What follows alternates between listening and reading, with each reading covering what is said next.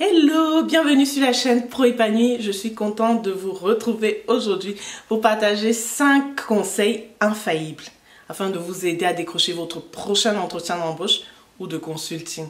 C'est vraiment 5 conseils efficaces qui ont marché pour moi. Et d'ailleurs, si vous restez jusqu'au 4e et au 5e conseil, vous verrez que vraiment c'est des choses dont on ne parle pas assez. Je pense que jamais vous n'en avez entendu parler. Et pourtant, c'est un secret qui a fait la différence pour moi.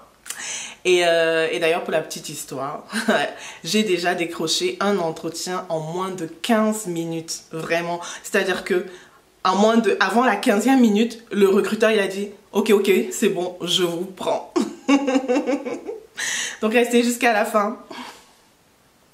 Avant de démarrer, je t'invite à t'abonner et une fois que c'est fait, let's go. Alors le premier conseil que je vais partager avec vous concerne le mindset. Oui, le mindset. On en parle beaucoup pour les entrepreneurs et même souvent pour les CEO. Mais en fait, je me rends compte que les salariés, mais vraiment en fait, les salariés, ils ne sont pas suffisamment au courant de ces choses, de mindset. Et pourtant, ceux qui s'en approprient, qui forgent leur mindset, en fait, qui construisent un mindset positif, un mindset de champion, un mindset de gagnant. En fait, c'est les salariés qui font vraiment la différence dans leur vie professionnelle. C'est la raison pour laquelle je voulais partager avec vous ce premier conseil. Tout dépendra de votre mindset. Soignez votre mindset. Mindset, c'est état d'esprit. Soignez vos pensées à l'intérieur afin de pouvoir refléter à l'extérieur de l'assurance et afin de donner envie aux recruteurs de vous embaucher. Si déjà vous, à l'intérieur, vous n'êtes pas aligné avec le poste, si vous avez des doutes sur vos propres compétences, ben ça se verra.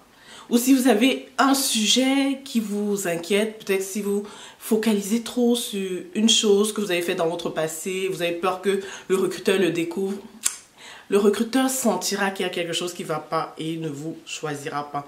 Donc en fait, soyez déjà au clair avec votre mindset, avec vos pensées. Et pour cela, il y a des choses très simples qui existent aujourd'hui. Renseignez-vous dans les réseaux sociaux. Vous pouvez écrire un peu ce que vous voulez, pourquoi vous voulez le poste, pourquoi vous pensez vraiment que le poste est fait pour vous, ce que vous êtes capable d'apporter à l'entreprise. Et ça, répétez-le vous afin que vos pensées s'y habituent. Et afin que le jour J, vous dégagez vraiment de l'assurance, de la sérénité vis-à-vis du recruteur. C'est très important en fait. Vraiment, ce que vous dégagez dépend de ce que vous ressentez à l'intérieur, de ce que vous vivez à l'intérieur, de l'état de vos pensées. L'état de vos pensées, c'est vraiment la base. Moi, c'est quelque chose que j'ai vraiment expérimenté. Cette histoire de mindset-là, je l'ai découvert dans les réseaux sociaux il y a peut-être 1 ou 2 ans. Et vraiment, depuis, ça a fait la différence dans tous mes entretiens de consulting. Avant, je peux vous dire que j'en ai fait des entretiens. Et j'en ai loupé beaucoup aussi. Et franchement, je me rends compte que c'était à cause de mes pensées à moi, tout simplement. Et c'était pas lié à mes compétences parce que en général, je postulais pour des fonctions pour lesquelles en fait j'avais déjà les compétences sur mon CV. Donc franchement, ce qui fait très souvent la différence, c'est le mindset. Et vous verrez même que quelqu'un qui a peut-être moins de compétences, mais un mindset aligné et plus d'assurance par rapport à quelqu'un qui a toutes les compétences, mais quand la personne parle, on sent qu'il y a quelque chose qui ne va pas en elle. On sent qu'elle dégage un truc qui ne donne pas envie. En fait, malheureusement, cette personne n'aura pas le poste. L'exemple qu'on prend souvent, c'est peut-être quand on compare les hommes et les femmes. En général, on dit que les hommes, même s'ils ne couvrent que 30% du poste, ils vont oser y aller, quoi. En se focalisant sur la rémunération, les avantages, etc. Et en se disant, qui ne tente rien n'a rien, j'y vais. Par contre, une femme, même si elle a 85%, 90% des compétences, elle va focaliser sur les 10% manquants et elle va se dire « Ah, on risque de ne pas me prendre. » Oh là là là là là, purée. S'il vous plaît, les femmes, s'il vous plaît, ne commettez plus cette erreur. Vraiment, vraiment. Vous gagnez l'entretien déjà dans vos pensées et vous le perdrez si vos pensées ne sont pas alignées avec ce que vous voulez. Donc, c'est très important, travaillez votre mindset. Ensuite, le deuxième conseil que je vais vous donner, évidemment, c'est la préparation. La qualité de votre performance dépendra de la qualité de votre préparation, évidemment. Si vous n'êtes pas préparé, j'ai envie de vous dire, n'y allez même pas. Mais bon, il y a des cas d'improvisation qui peuvent marcher. Hein. Après, ça dépend de votre personnalité. Il y a des gens qui sont très forts dans l'improvisation, qui peuvent aller en entretien comme ça, parce que voilà, ils savent déjà qu'ils ont les compétences qui conviennent, ils savent à peu près ce que le recruteur attend. Bon, bien sûr que c'est possible. Mais dans la majorité des cas, je pense que vous performeriez encore mieux si vous vous prépariez. Ça, c'est sûr et certain.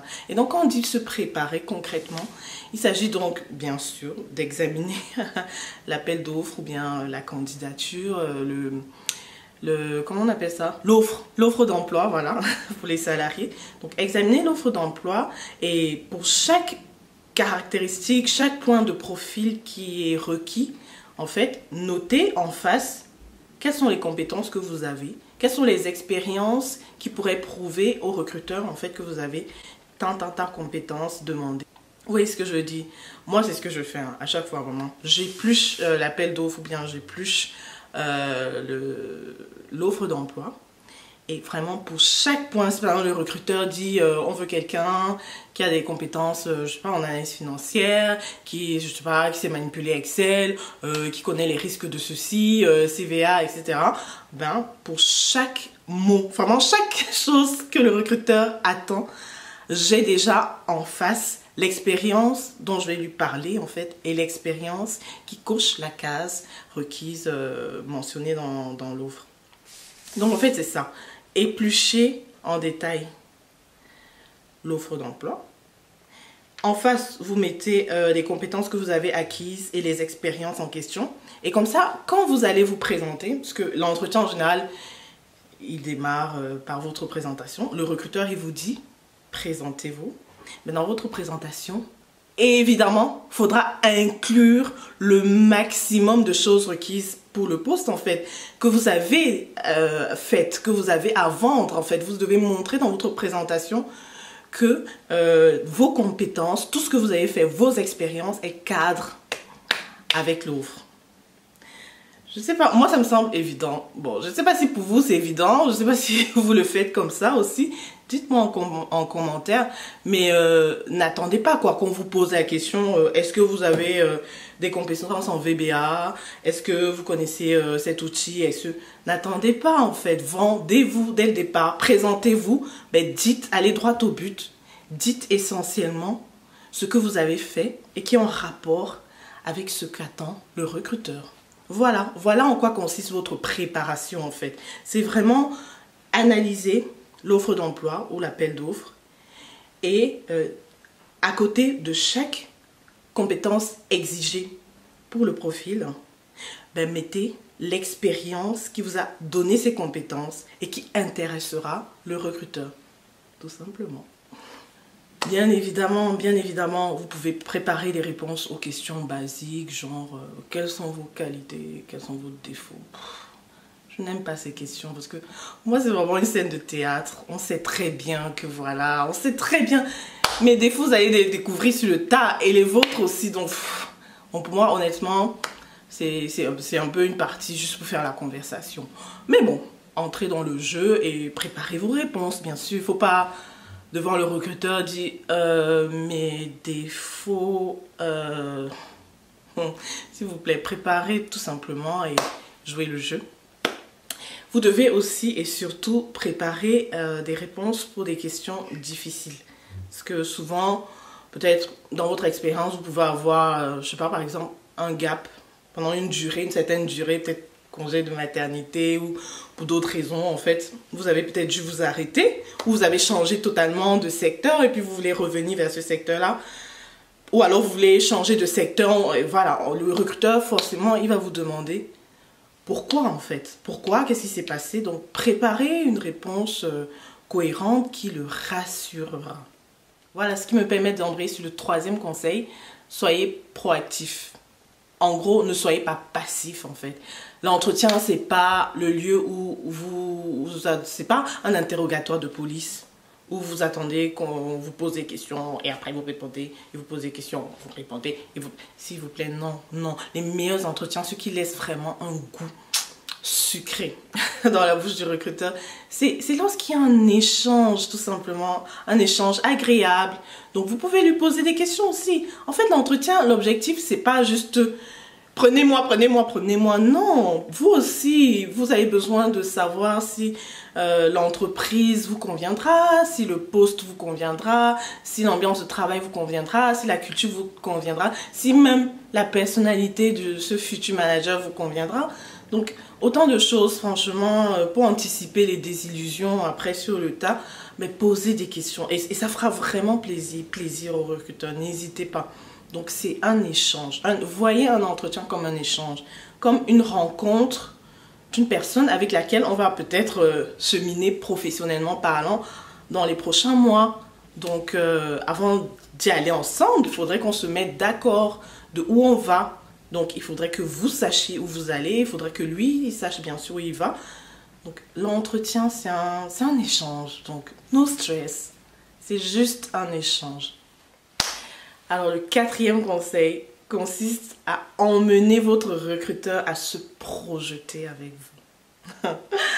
C'est un peu comme dans la vente, en fait. Hein. Vous connaissez la petite blague « Vendez-moi ce stylo » du film de Leonardo DiCaprio. Bon, bref, je ne fais pas de publicité.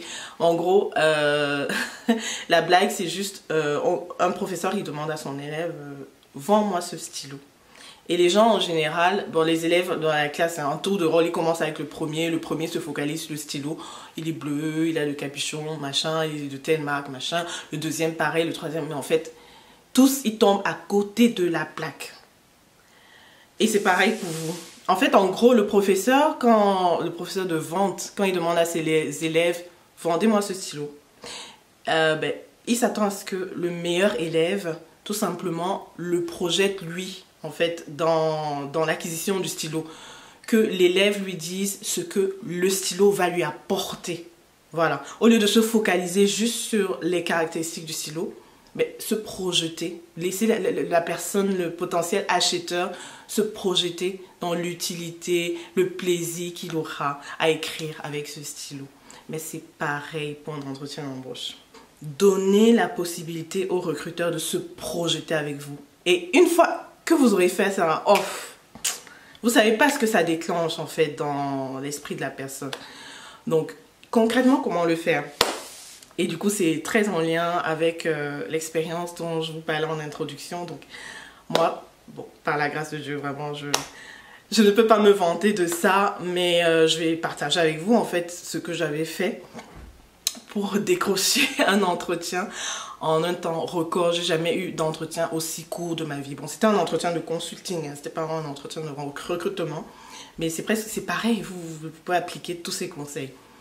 Alors, donc, et il y avait en plus le cabinet par lequel j'étais passée, qui était témoin, donc voilà. Donc en gros, voilà, on démarre l'entretien et tout de suite quand le recruteur il me dit « Ok, je vous laisse la parole, présentez-vous ».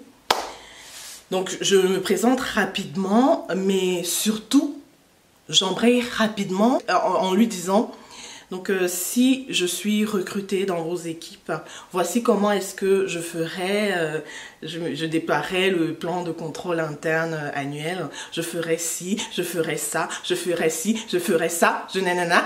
Je lui expliquais toute la démarche en fait qu'il attendait de la personne à recruter. Et je vous assure, tout de suite il a dit « Ok, c'est bon, je la prends ». On n'est pas allé jusqu'à la fin. L'entretien n'a même pas duré 15 minutes, je vous assure. Je crois que j'ai parlé peut-être pendant 7 minutes au total. Waouh. Bref, donc en fait, c'est ça. C'est que si vous réussissez à faire en sorte que le recruteur se projette avec vous, il sera rassuré et c'est vous qui choisira en fait. Donc tout simplement, voilà, une méthode à faire, c'est ça. Dans le poste, on dit peut-être c'est un entretien disons en conformité, dans une équipe de conformité au sein d'une société de gestion d'actifs. Donc on attend quelqu'un qui va peut-être mettre sur pied le plan de contrôle interne annuel, peut-être faire des contrôles annuels, etc. Mais tout de suite, carrément vous expliquez au recruteur comment est-ce que vous allez procéder pour le faire. Tout simplement, et franchement, je vous assure que vous allez vous démarquer. Vous allez vous démarquer et c'est vous qui le voudra choisir. Et le dernier conseil, donc finalement ce conseil là, franchement je pense qu'il est aussi très précieux et qu'on le dit jamais assez. Je sais pas si vous l'avez déjà entendu quelque part, vous me direz en commentaire. Alors juste, je passe une petite annonce rapide pour mes abonnés. Donc ceux qui avaient suivi ma précédente vidéo sur le consulting indépendant, il y a eu le live qui s'est très bien passé et ça m'a fait plaisir de rencontrer certains d'entre vous. Alors pour ceux qui n'ont pas pu se connecter, le replay il est disponible, voilà, je suis contente de vous l'annoncer. Donc le replay il est disponible, par contre il est payant. Oui, le replay il est payant alors que le live il était totalement gratuit, donc voilà, tant pis pour les absents. Non mais plus sérieusement, c'est parce que pendant le live on a vraiment échangé, on a partagé tellement de conseils qu'à la fin du replay, vous serez totalement équipé pour décrocher votre première mission de freelance en consulting et ensuite pour optimiser vos revenus. Si vous voulez avoir accès au replay, il vous suffit juste de cliquer sur le lien en description. Voilà. Le dernier conseil, bon, c'est la forme du jour J. C'est un conseil global. La forme, votre forme elle est importante. Donc ce qu'on entend souvent, basiquement, c'est voilà, vous dormez bien la veille, bien sûr. Au moins 6 à 8 heures par jour. Moi, je vous dirais même 8 heures, en fait, ça dépend de vous. Ensuite, vous mangez bien 2 heures avant. Bon, après, moi, j'ai déjà aussi décroché par la grâce de Dieu des entretiens le ventre vide. Donc franchement, si vous n'avez pas eu le temps de manger, ne stressez pas, ne vous focalisez pas dessus. Vraiment, concentrez-vous sur votre recruteur, concentrez-vous sur ce qu'il attend pour le rassurer, pour vraiment lui montrer que vous cochez toutes les cases. Et même si vous ne cochez pas toutes les cases, vous êtes capable d'apprendre vite. Vous avez la tête bien faite. Donc vraiment, concentrez-vous sur ce qu'attend le recruteur. Et votre seul objectif doit être de le rassurer par rapport à vos compétences et par rapport à votre potentiel. Donc la forme du jour J, c'est important. Et donc en fait, il y a une phrase que j'aime beaucoup, qui est tirée de la Bible, en fait, dans 2 Timothée 1, verset 7, et qui dit « Ce n'est pas un esprit de timidité que vous avez reçu, mais un esprit de force, de sagesse et d'amour. » Et moi, j'aime bien, la partie que je préfère, c'est la partie d'amour, parce que, en fait, tout partira de là. Je pense que c'est vraiment la partie amour qui va nourrir votre mindset, et dégager de vous quelque chose qui donnera envie au recruteur de vous choisir. Et c'est surtout l'amour qui va bannir le stress de vous. Parce que au lieu de vous focaliser sur vous-même en termes de « Oh là là, j'ai pas cette compétence-ci, peut-être qu'il me prendra pas » ou alors « Oh là là, j'ai fait ça, j'ai fait cette gaffe, oh là là, j'ai dit ça, oh là là, je dois pas dire ça, oh là là là là, il faut que je m'exprime comme ça. » En fait, si vous êtes trop focalisé sur vous-même, ça ne marchera pas trop. Donc par amour, déportez votre regard de vous vers le recruteur.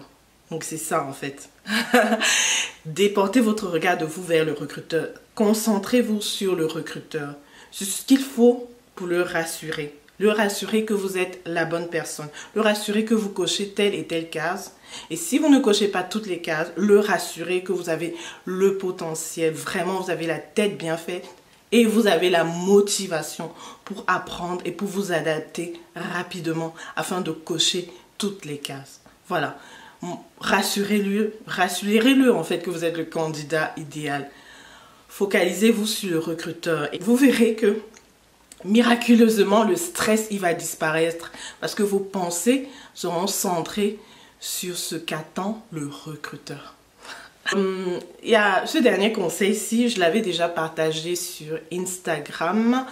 Donc pour ceux qui ne me suivent pas, c'est l'occasion de me suivre sur Instagram parce que tous les jours, je suis présente. J'essaie de vous motiver, voilà, j'essaie de partager de good vibes, comme on dit. Donc suivez-moi sur Instagram.